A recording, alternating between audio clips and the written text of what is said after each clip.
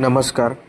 हरिकृष्णा क्लिनिकच्या माध्यमातून आज आपण एक नवीन विषय समजून घेऊयात. पोटातील बॅक्टेरिया आणि मानवी आहार या दोघांचा काय संबंध आहे, त्यावर नवीन संशोधन काय झाले आहे ते समजून घ्या.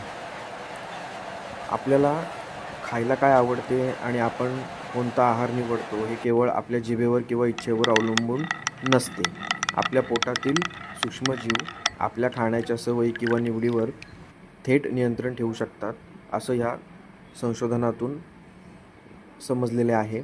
अनेक वर्षांपासून शास्त्रज्ञांना असा संशय होता की आतड्यांमधील बॅक्टेरिया अन्नाच्या निवडीवर प्रभाव टाकत असतील, परंतु आता पहिल्यांदाच या प्रयोगाद्वारे हे सिद्ध झाले आहे.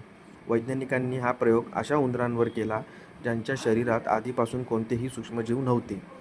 या उंदरांच्या शरीरात निसर्गातील वेगवेगळ्या खाण्याच्या सवयी असलेल्या 3 प्रकारच्या रानटी उंदरांचे शाकाहारी, मांसाहारी आणि सर्वभक्षी सूक्ष्मजीव टोचण्यात आले.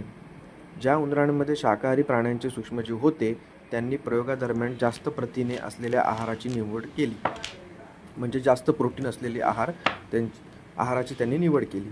या उलट मांसाहारी आणि सर्वभक्षी सूक्ष्मजीव असलेल्या उंदरांनी कार्बोहायड्रेट्स म्हणजेच कर्बोदके जास्त असलेला आहार हा निवडला.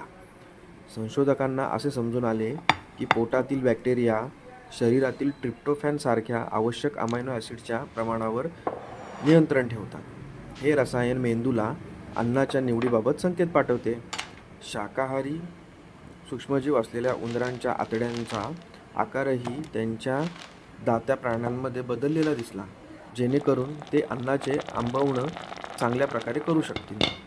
प्राणी किंवा मानव नेमका कोणता आहार निवडतात यामध्ये केवळ भूक हे एकमेव कारण नसून पोटातील मायक्रोबायोम मोठी भूमिका बजावत असतात. हे बॅक्टेरिया जीवाणू स्वतःच्या फायद्यासाठी किंवा यजमान प्राण्याच्या शरीरातील पोषणाची गरज भागवण्यासाठी मेंदूला या विशिष्ट प्रकारचे अन्न खाण्याचे संकेत देतात.